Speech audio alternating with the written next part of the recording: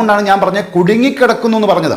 അവൻ്റെ താൽക്കാലികമായിട്ടുള്ള ആനന്ദം, അവൻ്റെ ആ പ്രപഞ്ചം, സ്വന്തം അവൻ്റെ ആ യൂണിവേഴ്സ് ഉണ്ടല്ലോ, അതിനകത്ത് കിട്ടുന്ന ഒരു താൽക്കാലിക സന്തോഷം, ഈ താൽക്കാലിക സന്തോഷം അധികം കാലം നിലനിൽക്കത്തില്ല. അപ്പം അതുകൊണ്ട് തന്നെ ഞാൻ ഒരു കൂട്ടം മലയാളികൾക്ക് വേണ്ടിയാണ് എൻ്റെ ഒരു മിഷൻ എന്ന് പറയുന്നത്. ഞാൻ കഴിഞ്ഞ ക്ലാസ്സിൽ തന്നെ പറഞ്ഞു, 2030 ആകുമ്പോഴേക്കും ഓരോ മലയാളികളും അവരവർ ജീവിതത്തിലെടുക്കുന്ന പ്രധാനപ്പെട്ട തീരുമാനം എന്നോട് ചോദിച്ചു മാത്രമേ എടുക്കാൻ അവർക്ക് കഴിയത്തുള്ളൂ.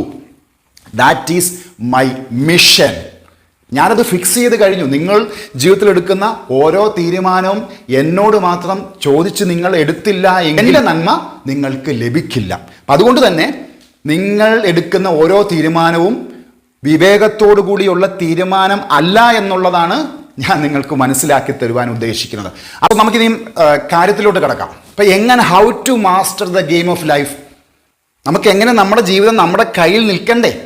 നമ്മുടെ ജീവിതം നമുക്ക് മറ്റുള്ളവർക്ക് അല്ലെങ്കിൽ നമ്മുടെ ജീവിതത്തിൻ്റെ എല്ലാ തീരുമാനങ്ങളും അതിൻ്റെ ആ കീ കൊണ്ട് നമ്മൾ മറ്റുള്ളവരെ കൊടുത്തിട്ട് എന്താണ് കാര്യമിരിക്കുന്നത്? അപ്പോൾ അതുകൊണ്ട് തന്നെ ഞാനൊരു 12,000 ഞാൻ ആ നമ്പർ ഫിക്സ് ചെയ്ത് പറയാനുള്ള കാര്യം എന്ന് പറയുന്നത്, 1% താഴെയുള്ള മലയാളികൾ, അതാ നമ്പർ ഞാൻ പറഞ്ഞത് 12,000 എന്ന് പറയുന്ന ഒരു നമ്പർ. സോ ഞാൻ എന്താ ചെയ്യാൻ പോകുന്നത്, ഞാൻ ആക്സസ് ചെയ്തിട്ടുള്ള പോർട്ടലിൽ കൂടെ തന്നെ നിങ്ങളെ യാത്ര ചെയ്യിപ്പിക്കാം.